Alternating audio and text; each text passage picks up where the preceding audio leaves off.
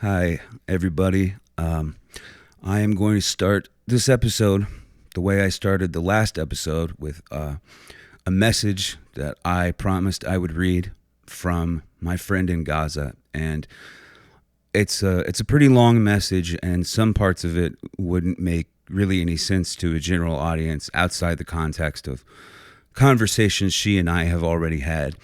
So I'm just going to read the chunk of it that I think is most relevant to a general audience. My last word, my last knowledge of her and her family was that they were alive 2 days ago. That's what I know. But they have been present at least three massacres conducted by the IDF at supposed safe zones that thousands, maybe a million people have been living the same lives as them over these last 10 months, displaced by the initial IDF attacks and then wandering around the entirety of Gaza, hearing either Israeli declarations of a safe zone or rumors of safe zones from other Palestinians. The Israeli declarations, you probably know roughly how that worked out. You remember at the beginning of, I was going to say the war, that bad fucking Western impulse, the genocide. You remember at the beginning of the genocide when they said, look, if you don't want to die in Gaza City, go to Rafah. That's the safe place. Go to Rafah. And as soon as people started trying to go there, it naturally formed this gigantic bottleneck caravan, and Israel started attacking the caravan. Well, that's pretty much how it's been the entire time.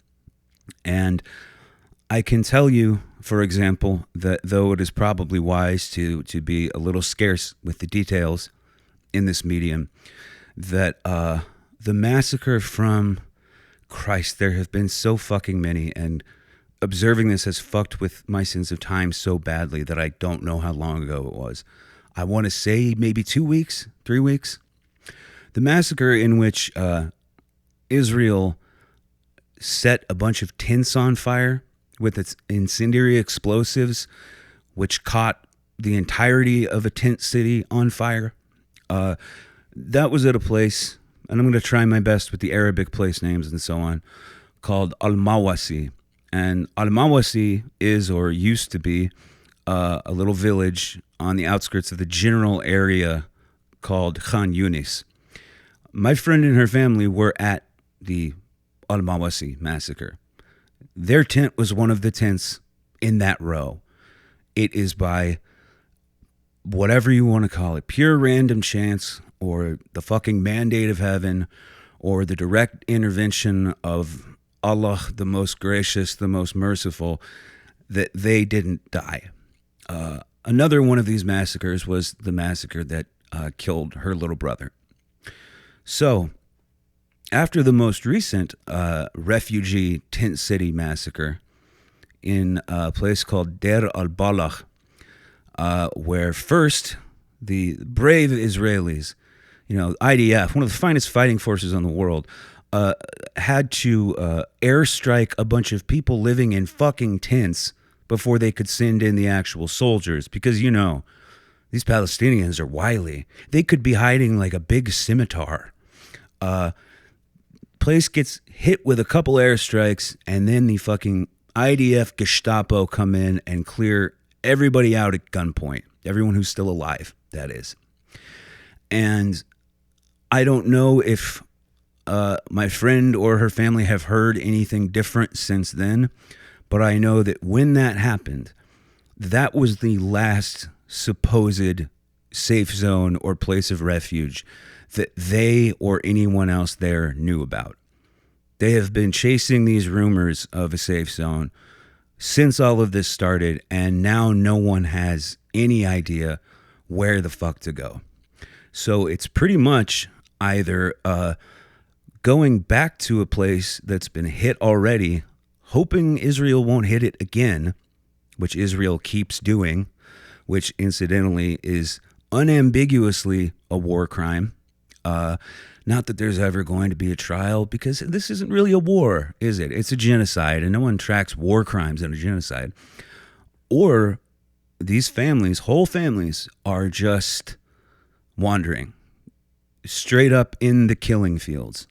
Killing fields that are producing murders at least roughly the same rate, and maybe exponentially higher one than the Cambodian killing fields of yore.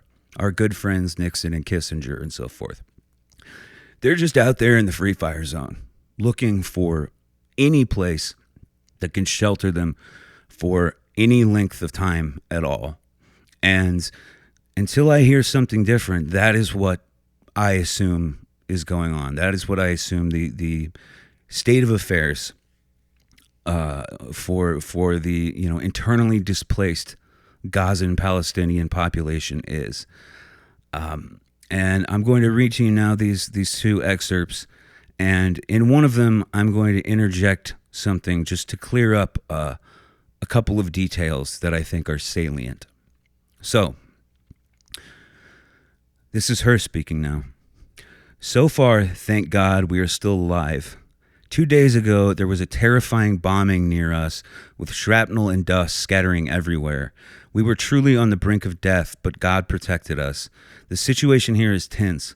The planes are flying heavily and loudly, and we fear they have some horrifying intention. The explosions are violent and close. We haven't found a safe place yet, and we're very scared. Moreover, we are severely struggling with the availability of water.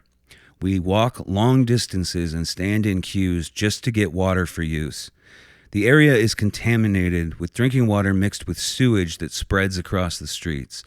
Garbage is everywhere, and due to the terrible war conditions, the municipality is unable to control the situation and remove it from the streets, it being the garbage. This has led to the spread of insects, mosquitoes, flies, and because of the heat in the tents, we're suffering from allergies, rashes, itching, and there's no available treatment. Due to poor nutrition, I suffered food poisoning twice last week. The suffering was severe, but I've now improved. Everything here is contaminated. Even basic supplies like shampoo, soap, tissues, wet wipes, and razors are not available, and if they are rare and very expensive. No one has worked or received a salary since the war began, and everything people once had has been lost in this war. Our lives have changed drastically from the comfort we used to live in. Now a harsh and severe routine repeats itself amid difficult suffering, and I've already told you what life in the tents is like. Life here is bitter, Michael, and exhaustion has consumed our hearts. We've witnessed horrific massacres. Perhaps you've heard of them. The massacre at the Al-Tabin school. It resulted in a large number of victims, their bodies torn apart by American missiles supporting Israel. They gathered the remains in bags weighing 1,050 kilograms for 15 bodies in 15 bags, without color, name, form, or identity. Their families found no trace to bury, so they weighed every 70 kilograms of the remains and considered it a body, taking it for burial just so their children could have a grave to visit and mourn, even though what was buried might not be parts of their children's bodies. Now, this is where I want to pause. This is no longer my friend in Gaza speaking. This is Radio WMSJ, Kansas City. Let me put that in terms of measurement that might be more familiar to my American listeners. Al-Tabin, the school that Israel completely fucking destroyed within the last week. Most of the shelters or tent cities or, improvised refugee camps in Gaza, to my understanding, are clustered around either hospitals, schools, or mosques because, those are the things Israel's not supposed to attack. You remember back in November, I think, the fucking J-Dam hitting Al-Ahli Martyrs Hospital. Pardon me, that's wrong. Al-Ahli Baptist Hospital. And Israel denying. Oh, we would never do that. That's outside the rules. That is well outside the fucking box. And then months later, you have them completely destroying Al-Shifa Hospital and just saying, yeah, we fucking did it, so what? People have gathered around these institutions that, in theory, again, if this were a war and not a genocide, Israel shouldn't be attacking. And even though a number of them have been attacked, virtually all the major ones have been attacked, people are still sheltering in the ruins, either because those ruins are still better protection than anything they can find anywhere else, or because they're hoping, well, this place has already been lit up once. Surely they won't do it again. And then Israel continually does it again. So this massacre at the Al-Tabin school, and I really want to emphasize these numbers to try to make you imagine. After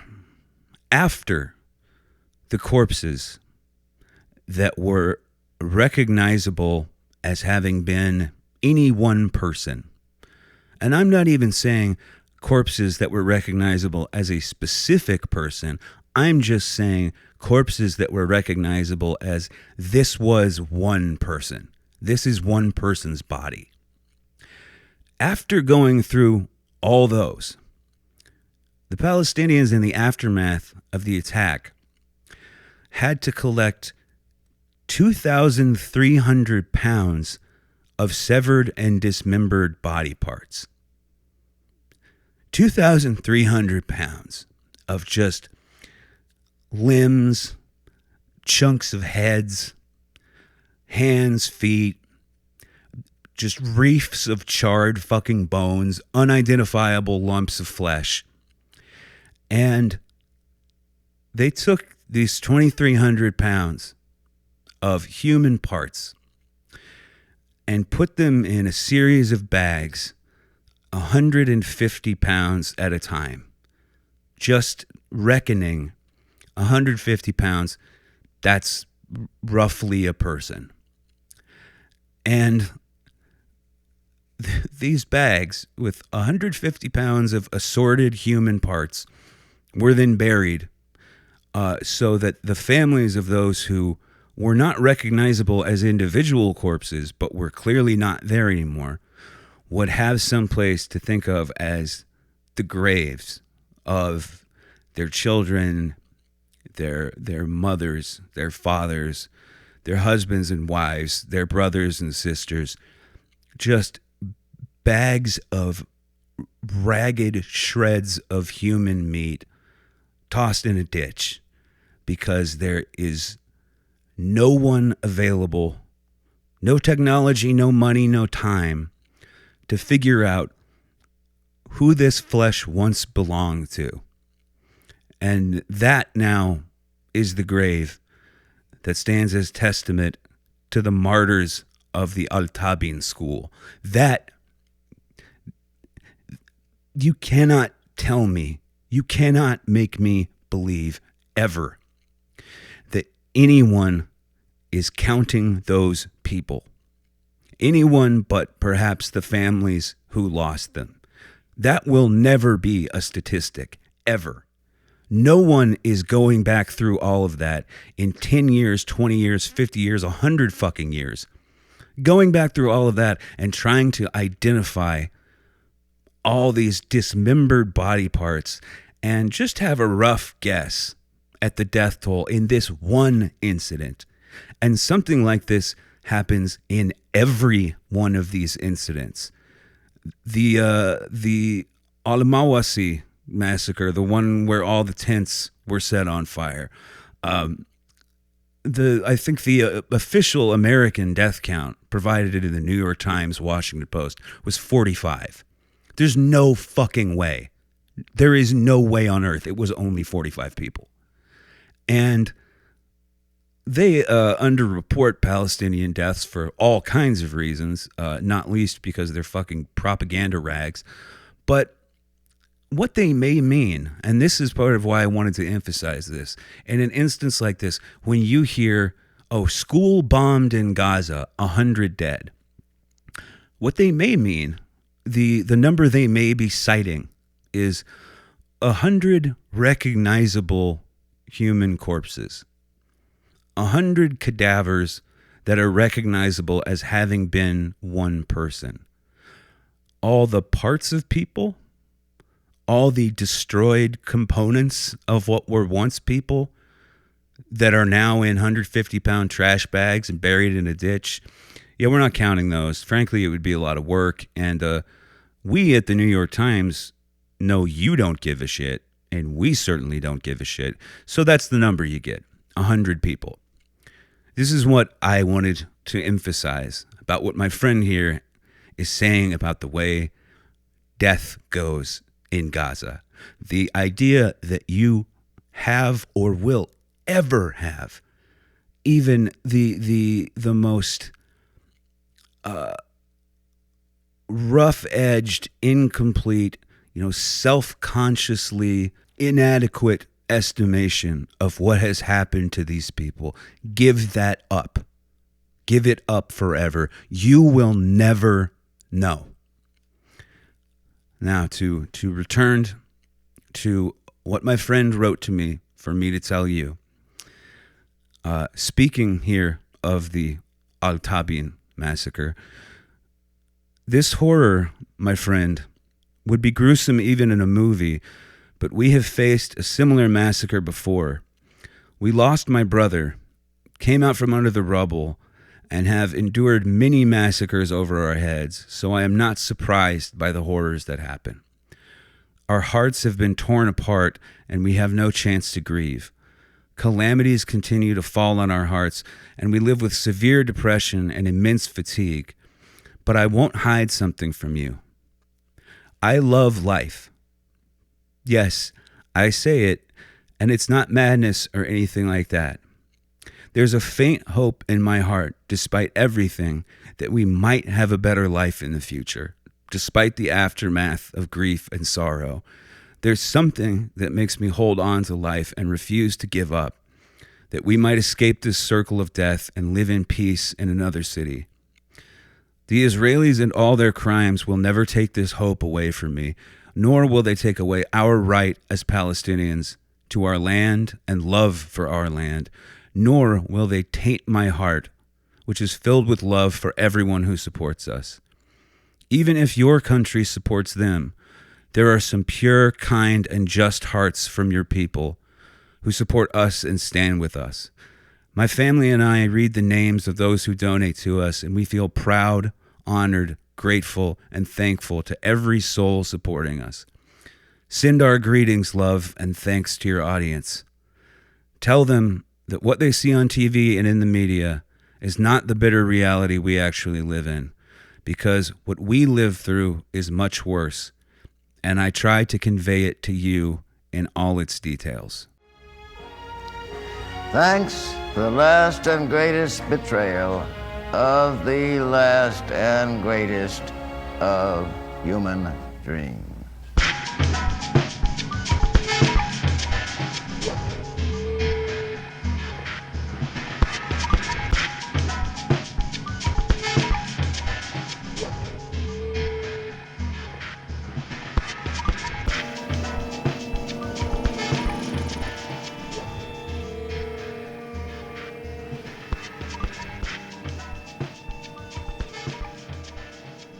I'm sorry, everybody, when I get caught up or choked or have to pause in reading these communiques from Gaza, and I was just thinking about why that is. I mean, there's the obvious reason, right? But why this specifically? And it hit me that when I hear from my friend, I am thinking now. What is going on now? What is happening to you now? What do I need to know now? What does everybody in the Western Hemisphere need to know now? What can you do now? How can I help now? And I am editing these things because, as I say, there are parts of them that out of context wouldn't really mean anything to anyone else because they're just conversations we've been having. I edit them down to the parts that are messages to you, the audience, thinking, now, What do you need to know right fucking now? And then I get to the point of reading them aloud on the show. And the same thing happens to me every time, that at some point in the course of the reading, I think, this sounds like Indonesia 1965. This sounds like El Salvador in the 80s. This sounds like fucking Papa Doc Duvalier's Haiti. This sounds, and it's the correct and logical comparison, like the Third Reich. This sounds like the fucking Holocaust. And we have lots of experience as contemporary Westerners, right? With the sort of quasi-documentary evidence, the kind of bullshit popularized by Ken Burns, for example, where we have readings, we have voiceovers of actual correspondence from the time when something happened 80 years ago or 100 years ago or 150 years ago. And generally, the correspondence they choose for those kinds of hack documentaries is something that is supposed to reveal, a fragile little human detail, a little trait or quirk of personality that humanizes this otherwise dusty, arcane recondite historical material, right? That's the mode. That's how they love doing this shit. And when we see it in the news, hear it in the news, if you still listen to news radio, we receive it in terms of the thing they love to do, where either, say, Israel murders hundreds of people by dropping bombs on school, becomes 100 dead in Palestinian school explosion. 100 dead, remember at the beginning of this, according to Hamas-run Palestinian Health Ministry. Well, what are you going to say to that? And then if it's on TV, they love to do that thing where someone who doesn't speak the local language asks a question through an interpreter, and they give you like 2 seconds of the actual voice of the person answering. And it's, a father who is screaming in grief and horror after watching his children murdered. And you hear that, and then that sound fades out to the background, and you get the most studied, neutral, fucking RADA, Royal Academy of Dramatic Arts, received pronunciation English, saying something like, "We had heard that this was a safe zone. We came here because we thought it was safe. Unfortunately, it proved not to be so." Like, I'm pretty sure that's not what he said. That may be the dictionary definition of what he said. I'm pretty sure that wasn't the meaning behind it. And I have, for most of my life, seen that kind of thing and assumed it was mere laziness. And yeah, sure, that's something to it. But now I also think it is a very definite propaganda tool, so that the most horrifying kinds of genocidal violence and murder on Earth can be reduced to the same presentation and verbiage as telling you that fucking Bitcoin's value went down. So they can swing right from, "I saw all of my children murdered in front of my face. They will never have burial places, and I do not even have time to mourn them.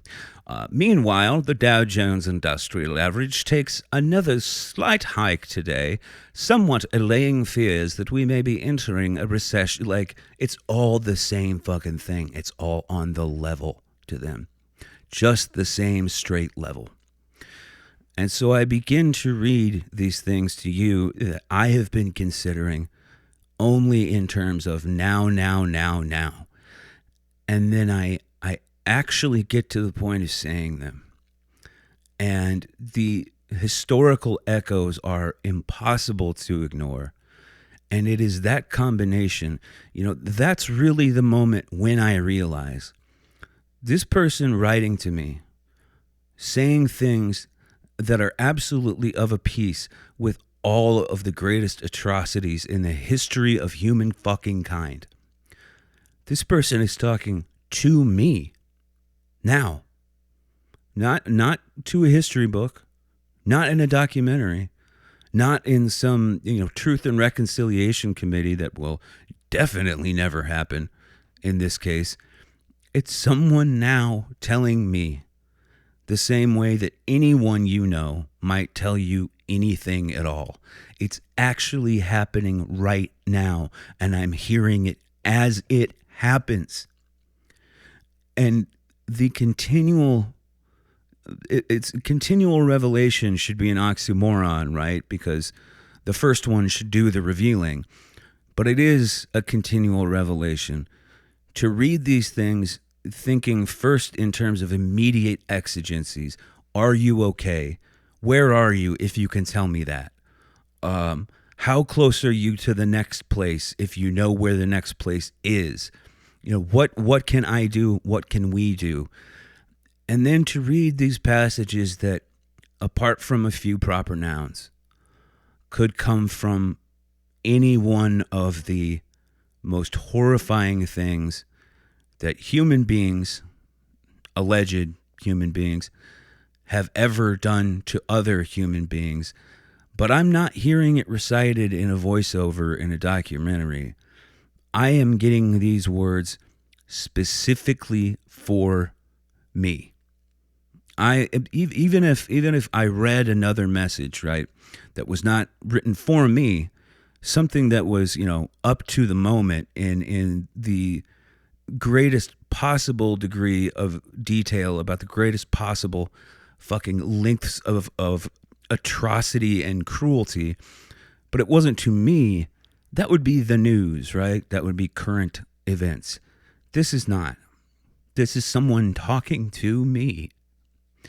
And it stuns me every time I read it. I have trouble getting through them in a smooth, linear way, as you may have noticed. And I have learned so much from her, from what she can tell me about her family, her situation, and not just in terms of information that she has told me, but in terms of things I sort of hoped never to understand. Things about the world that I know exist, I know have always existed, but I was never face to face with them before.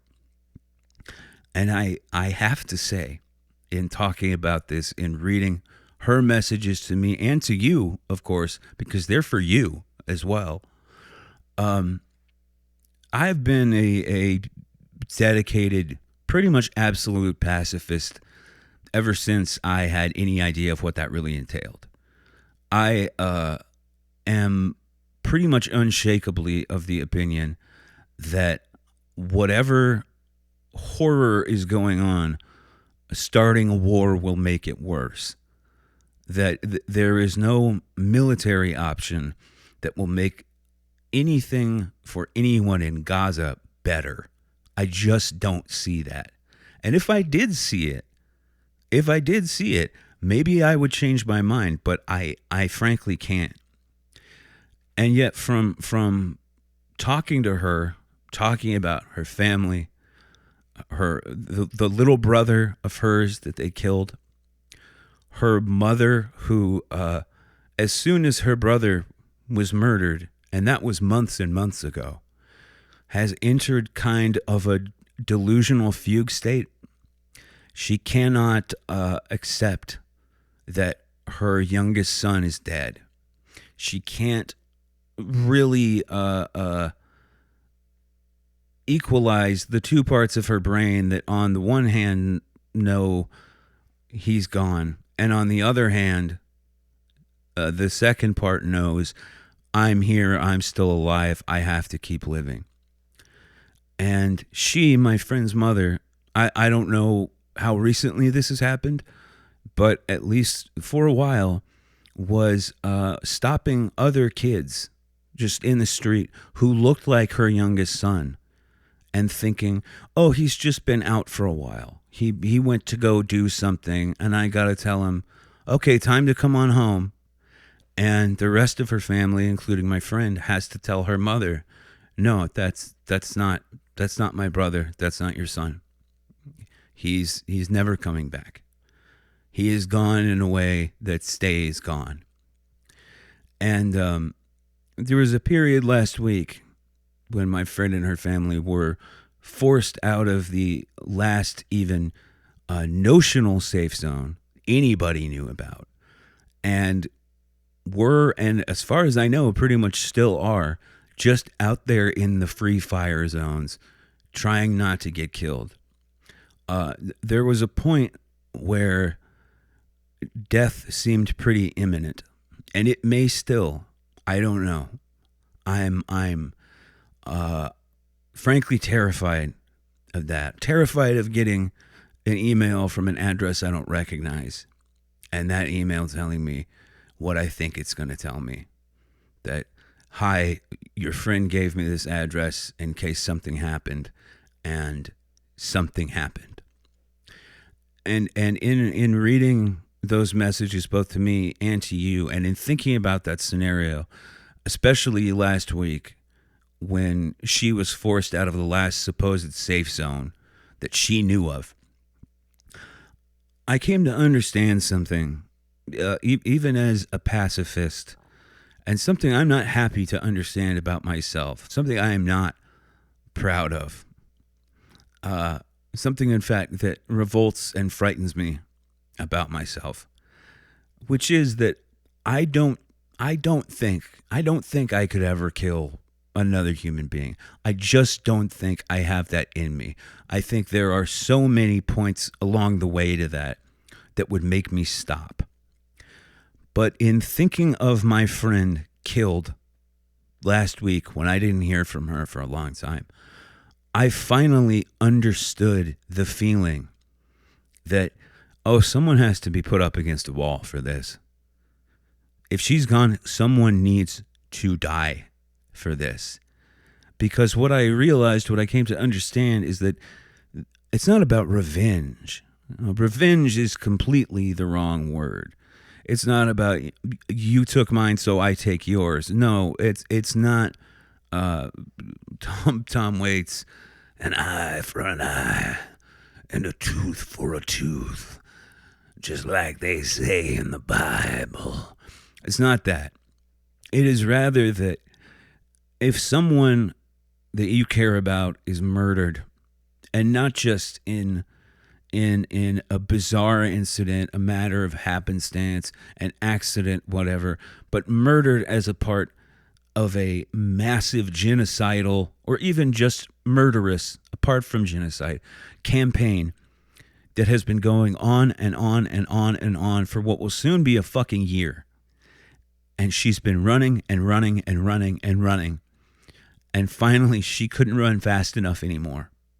And they caught up to her. I suddenly had the realization that this is how you come to decide for the rest of your life, that someone's got to die. And it's not an ethical decision, may not even be a political decision, really may not even be a personal decision, or in fact a decision at all. It may not be anything you ever actually decide upon. It is simply the overwhelmingly awful sense that something has happened that tilted the world in the wrong direction. Something has happened that put you in a dimension, in a part of space-time, in a version of the world that is wrong and that you are not supposed to be in. The world has been tilted off its axis. And in order to tilt it back onto its axis, someone has to die. Someone has to die for the death they inflicted, not even in a personal way, but because for as long as you live from that point forward, every single aspect of your life will be horribly tinged by the knowledge that you are living in a wrong version of the world, that it is inescapably wrong, and that there is no act, no thought that can possibly put that world back on its axis other than eliminating at least some small part of what kicked the world off its axis. And it is something that struck me with, horror in itself, but also a horrified recognition of different versions of that feeling from two other sources. And one of them is addiction and withdrawal in general, but especially junk, especially opiates, opioids of whatever kind.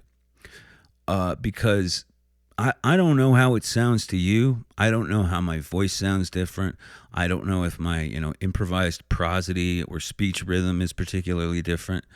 But ever since going through the experience of having to quit junk, I have the very definite feeling that parts of my brain have either been permanently rewired or they just don't work anymore. That something died in my brain, and some parts of it that aren't supposed to be awake woke up. That would be one way to put it. That not only did I lose some waking faculties of my mind, but there are parts of my mind that were only supposed to exist in sleep. And now they have bled over that frontier into waking life, and I can't control them, and I don't understand them, and they terrify me daily, and they make me do or think or feel things that I have very little control over, that I don't grasp at all, that are as foreign to me as if they were, the effects of a fucking hallucinogen. And yet they're in here. They're in my skull. They've always been in my skull.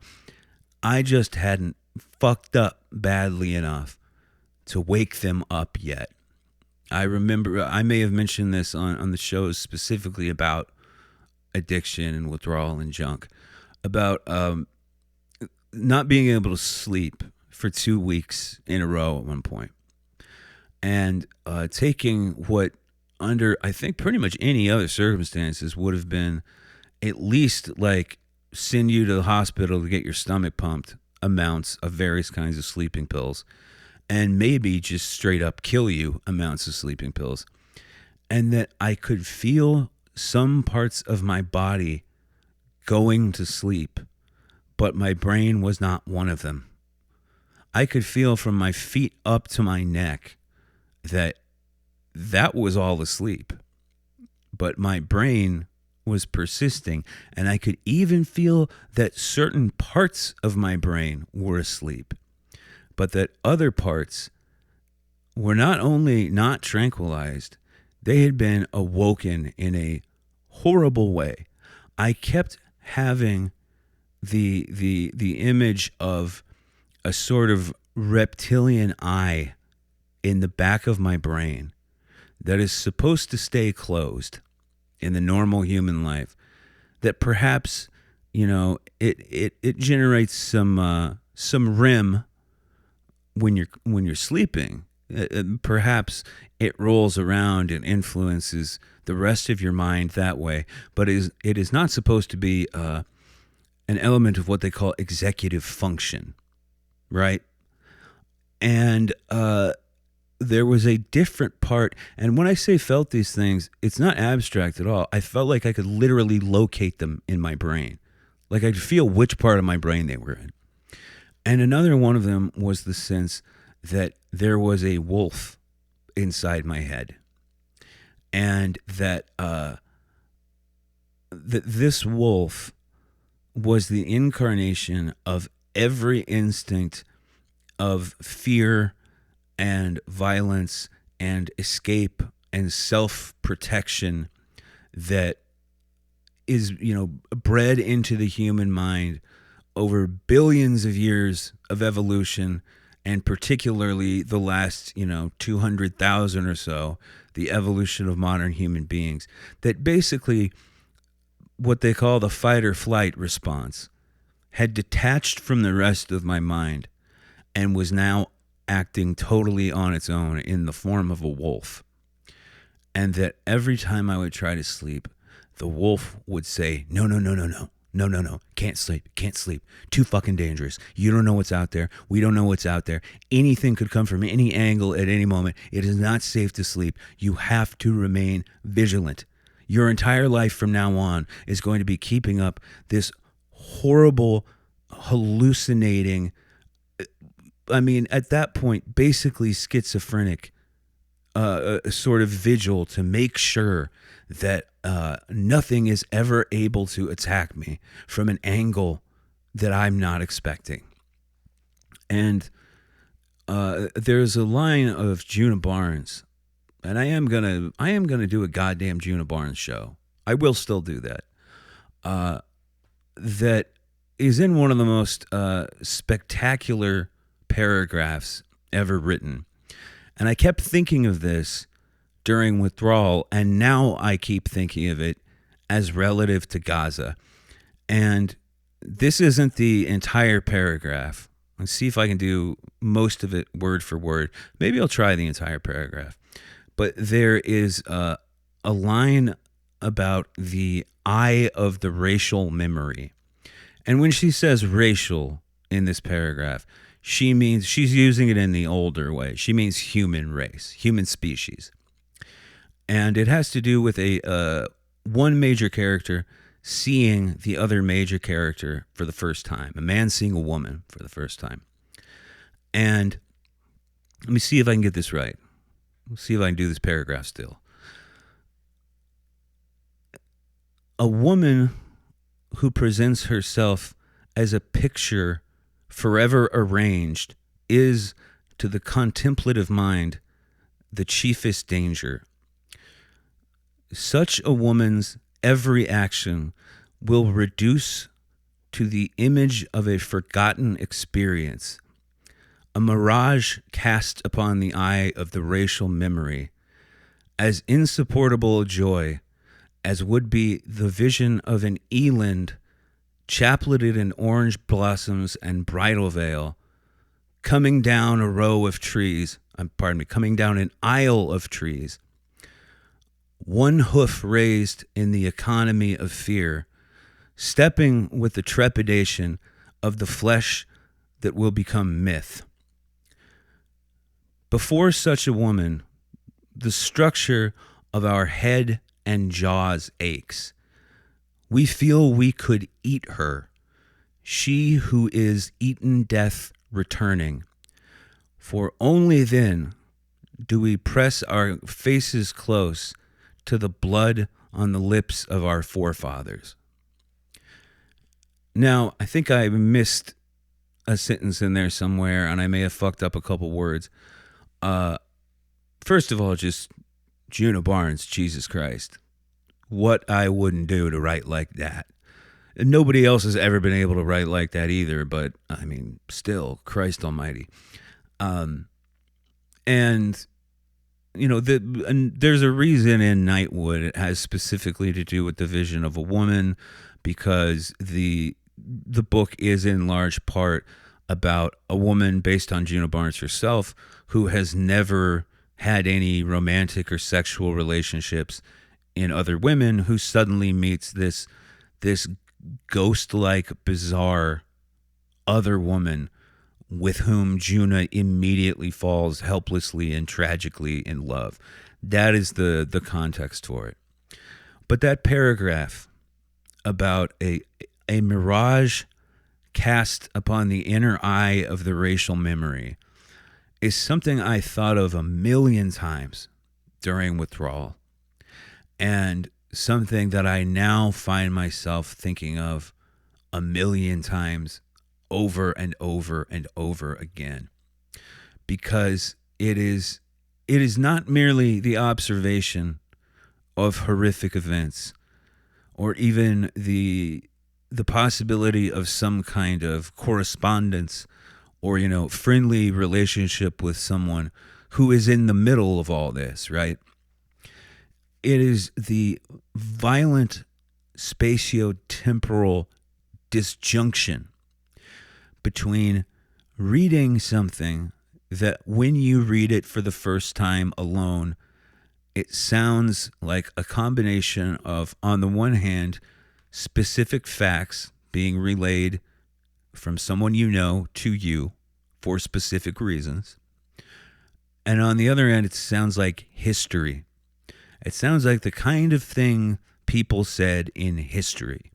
It sounds like, you look up the archives of any genocide that kept archives, and I imagine you can find someone saying very much the same things my friend has said to me over the course of all of this, very much the same things that I have tried to relay to you.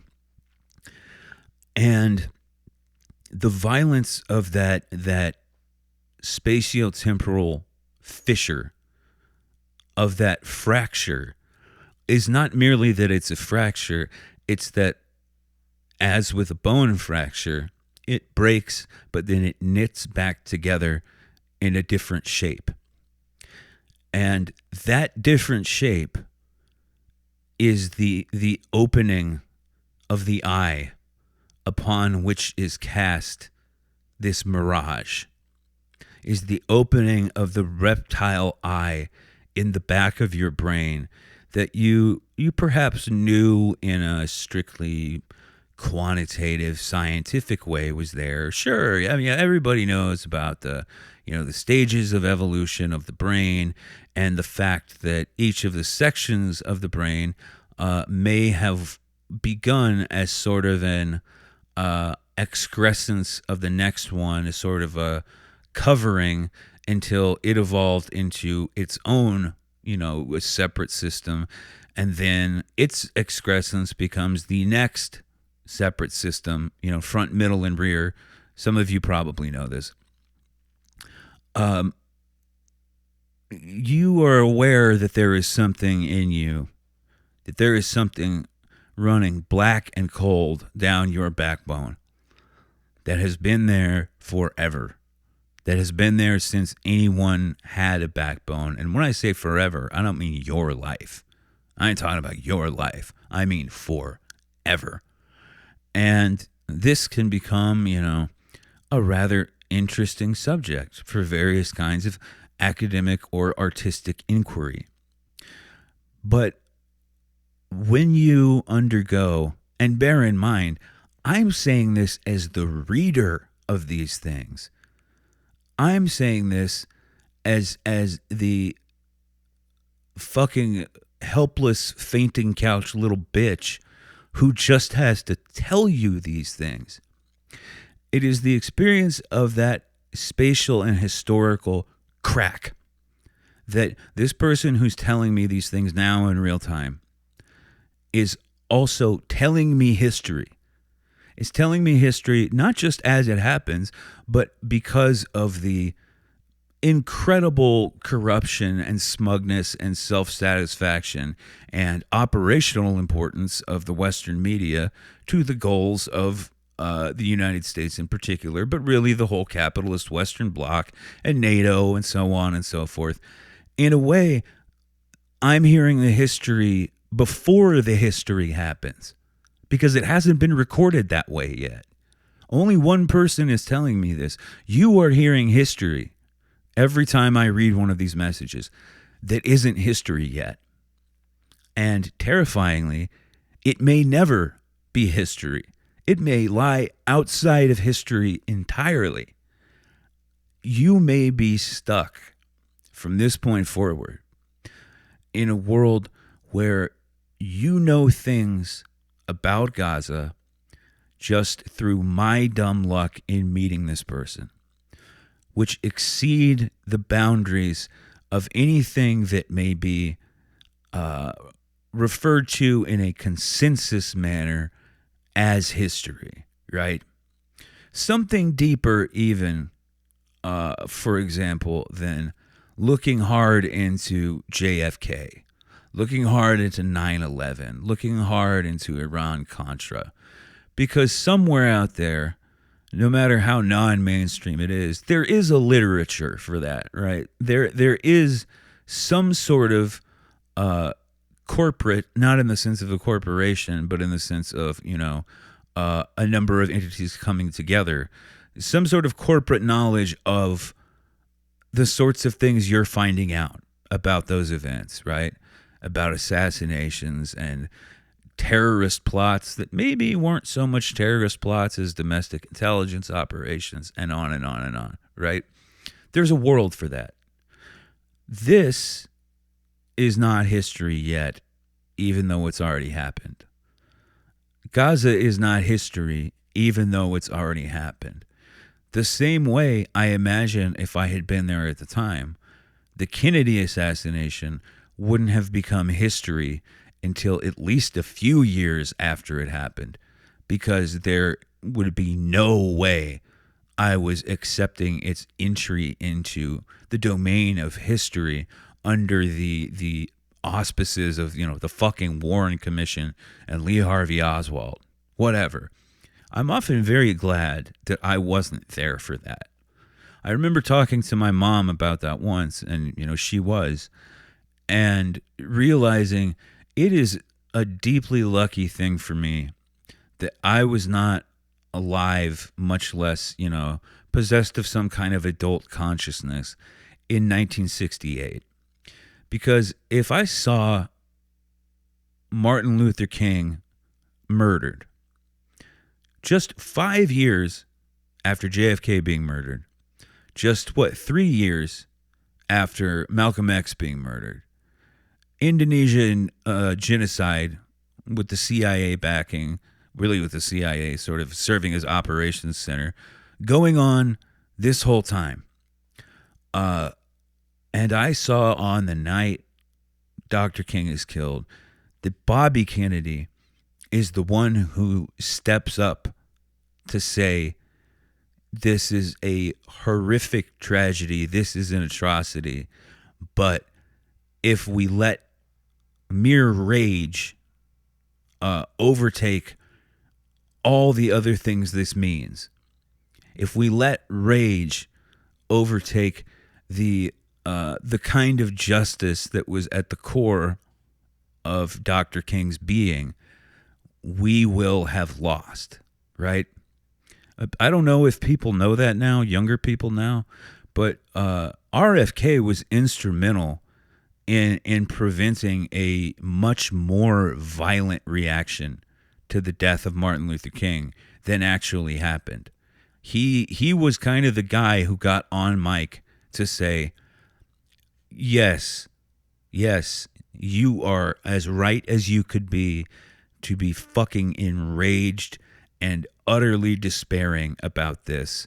And I personally would put some money on the idea that RFK was, not chosen for that assignment, that he gave himself that assignment because he knew a little something about someone very important to him being assassinated and the official story being a complete fucking lie.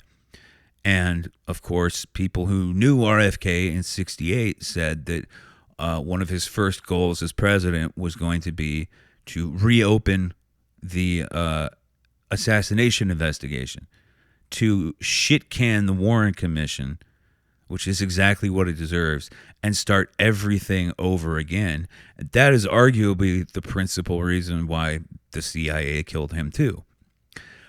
And if I had seen Martin Luther King murdered in the most just hackneyed, dubious, repetitive version of lone gunman, what are you going to do? Lone gunman. Isn't it amazing how the only people in this country who ever kill anyone are the cops, the feds, the spooks, and then also just one lone guy who doesn't like a world historical figure. That's crazy. And I saw RFK, diffuse so much tension when Dr. King died.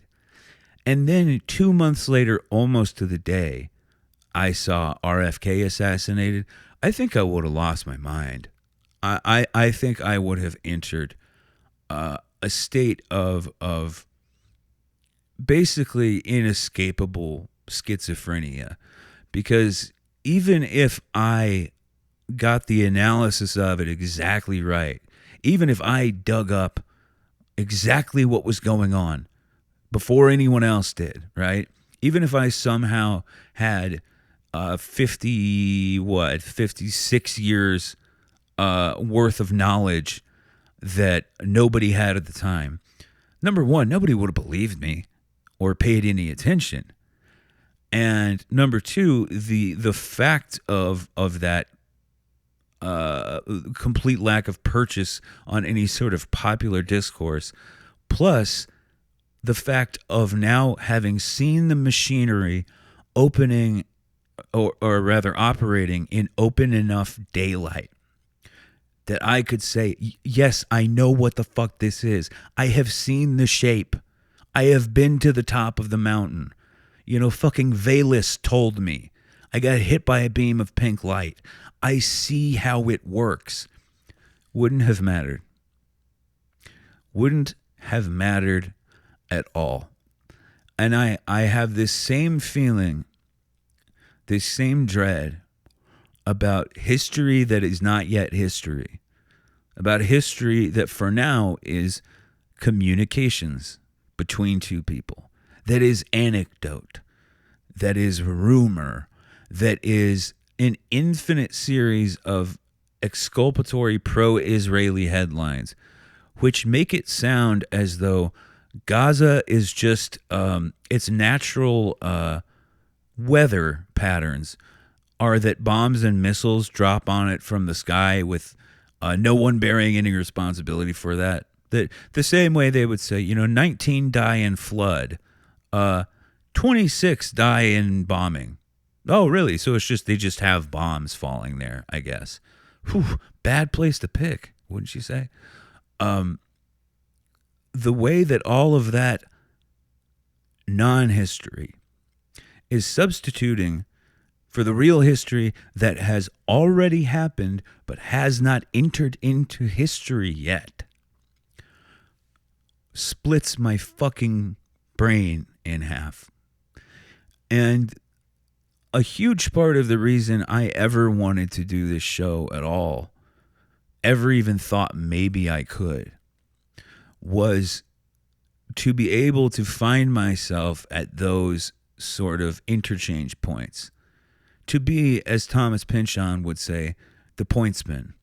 To be, David Lynch, the deformed rail yard switchman pulling the levers at the beginning and end of Eraserhead. And yes, this all has to do with David Lynch.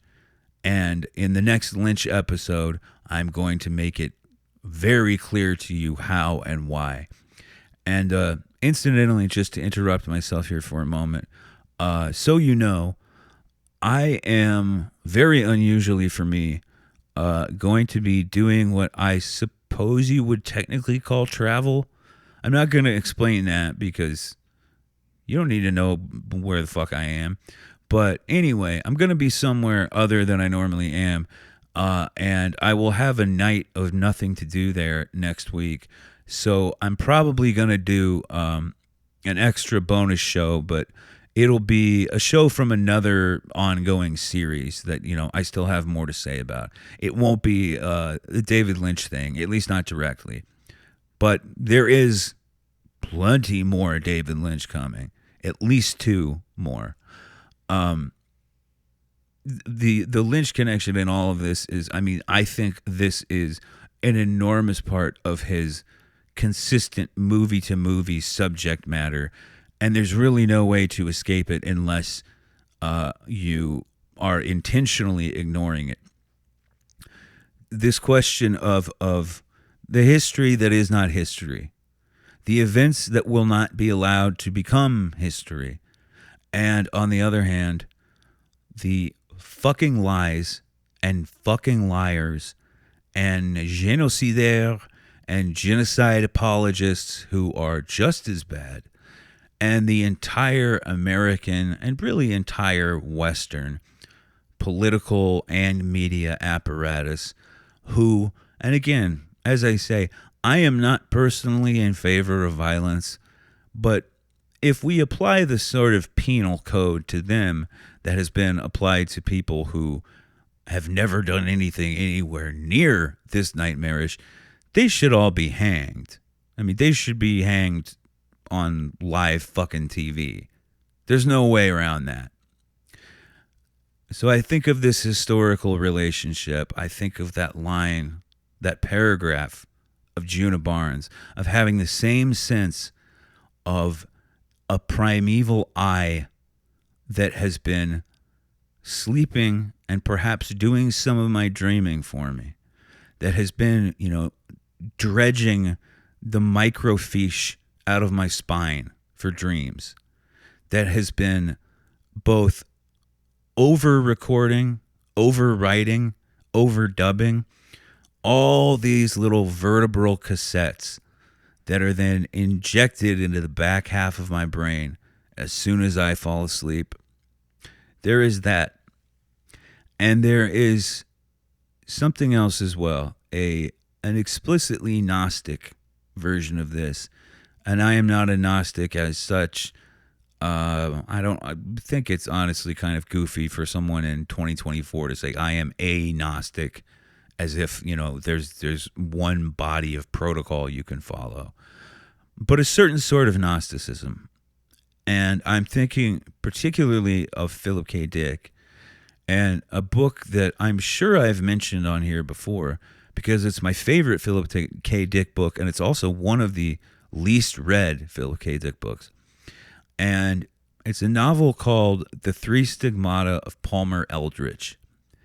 And summarizing this as quickly as I can, there are sort of two storylines. One of them is this, eccentric tech billionaire figure named Palmer Eldritch, who has tried to go to new unseen planets and has ostensibly disappeared, right?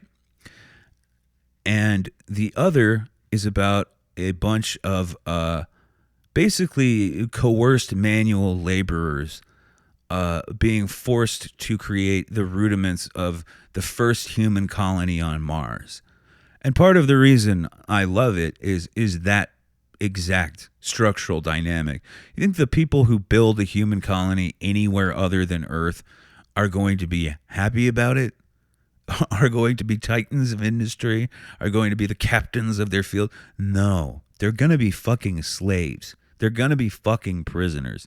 If there is ever a serious attempt to build a lunar colony, it's going to be people in prison, without question. They're going to offer reduced sentences and plea deals and shit if you'll go dig trenches with no oxygen on the moon. That is how it will happen. And so, in the Philip K. Dick novel, there are all these miserable people who have to live in, underground little hovels with fake oxygen piped in just to stay alive. And their only escape, their only recourse to anything is a drug called Can-D. And Can-D causes them to hallucinate, and specifically to hallucinate that they live in the world of a particular set of toys and figurines that are very popular among the Martian colony workers. And you buy a new toy house and a new toy car and different toy clothes in order to make your hallucinations more vibrant, richer, more full of detail, things to do, right? Then Palmer Eldritch, the freak tech billionaire, comes back from wherever the fuck he's been, and he has the titular three stigmata.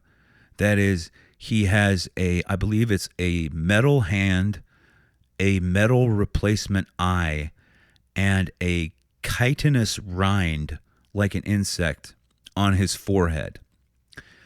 And it's complicated to explain. A lot of stuff happens, blah, blah, blah.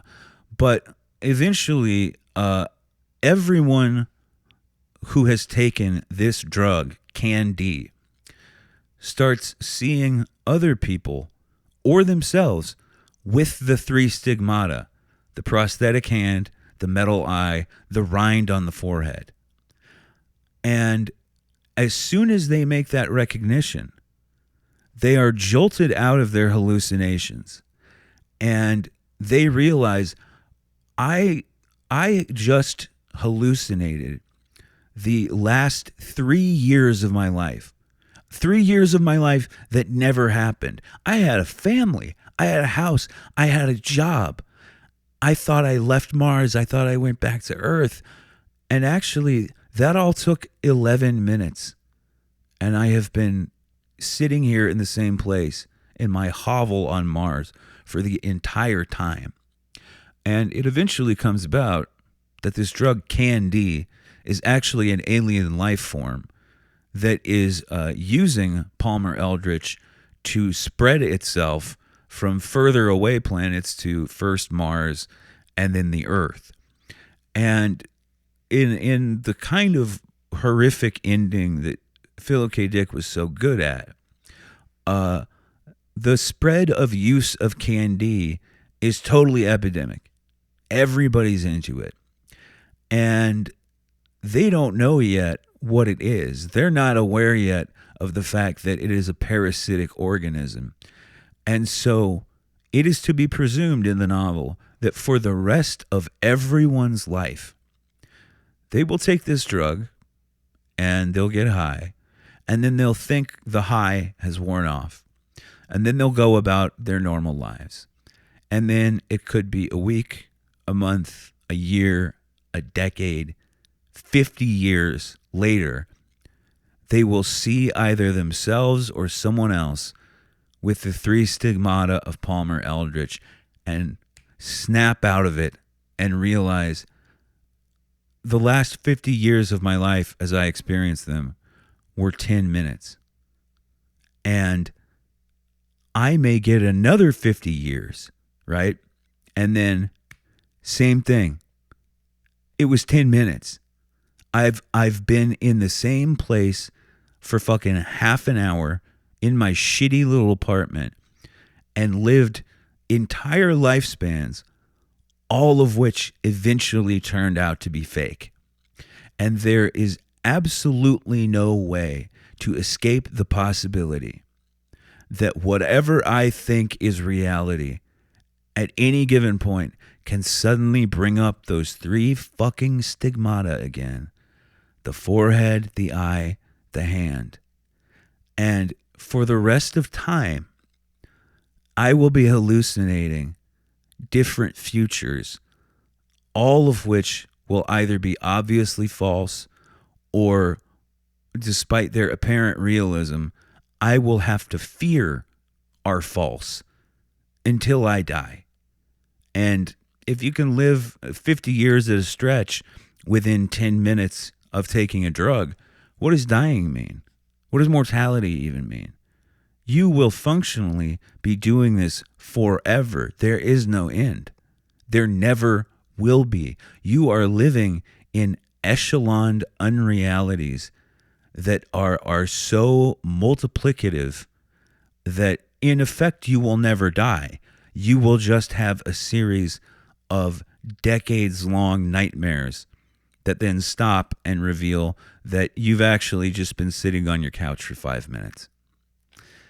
And that is how, along with the opening of the reptile eye, I think of what I see and hear from Gaza, especially from someone who is there and who has been subject to the worst possible version of events, save her own death. And I look at that and I read these messages to you rather than just to myself as, receiving word from a friend that she's still alive. And I am struck with that exact same thing. I get the three stigmata. because I sit here thinking, I thought it was 2024. I thought events, media, the spread of information technology. Hey, I've been told my whole life that would stop this kind of thing. Haven't I? Haven't we all been told that there was, what is fucking, I think it was Elon Musk and Ben Shapiro saying that if Twitter had existed in the 40s, it would have stopped the Holocaust. If Twitter had existed in the 40s, it would have doubled the Holocaust. But this is the bullshit line we've been fed, that the combination of forcible liberal democracy and free markets plus information technology, plus, of course, the lesser mentioned omnipresent surveillance, they would prevent this kind of primeval butchery from happening on anywhere near the scale that we are now observing in this exact fucking moment. And every time I read one of these messages to you, every time, it is like I have just noticed, I have just seen myself in the mirror, and I have the insect rind on my forehead, and I have the metal eye, and I have the prosthetic hand. And I realize in that instance, there has never been any history such as we know it. There has never been any history in terms of time's arrow and progress and development. That the only place any of us has ever been is at the primeval site of the first mass murder, however many hundreds of thousands of years ago. The primeval site of the first gang of, human ancestors beating a different gang of human ancestors, defenseless, harmless, to death. And that whatever history you or I think has happened since then, no, that is only an illusion caused, in our case, by what poses as a drug, but is really a brain-destroying parasite called progress. And we will wake up back at the site of that first slaughter over and over and over and over again, no matter how long we think our lives have lasted, have progressed since that moment. And it is progress.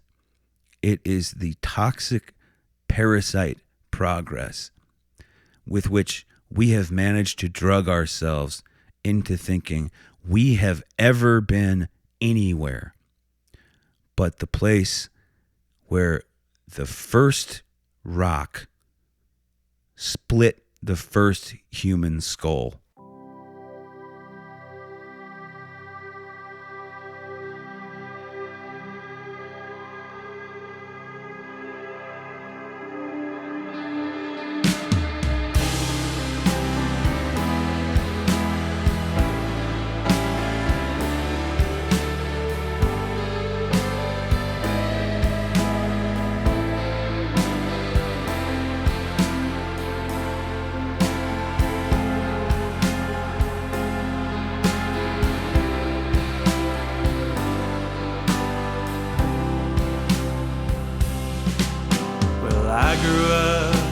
in the client state of a petro king with a complicated take on things like human rights. But baby, that's the sacrifice for bringing joy to the world.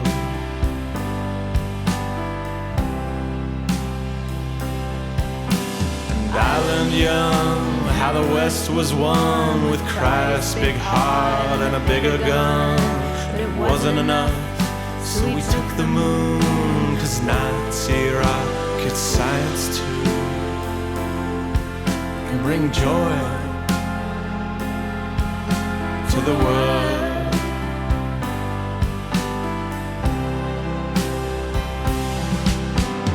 War on drugs, this righteous cause to clear our streets of criminals, now civilized by an opioid, so the Sackler family can enjoy spreading joy around the world.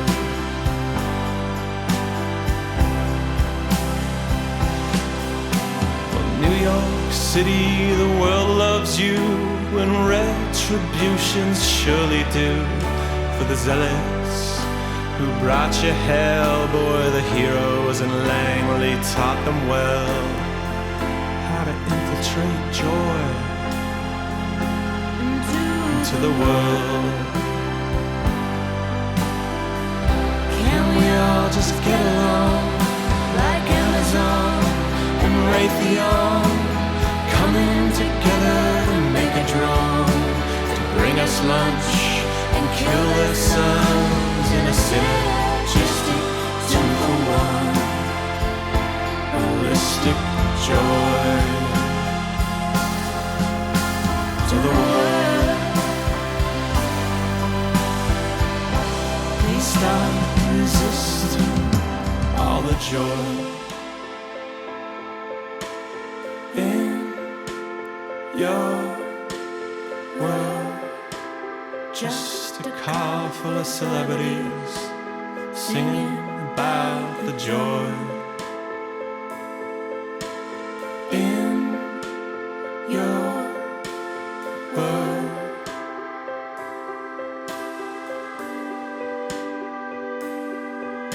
String of bad luck in this final turn.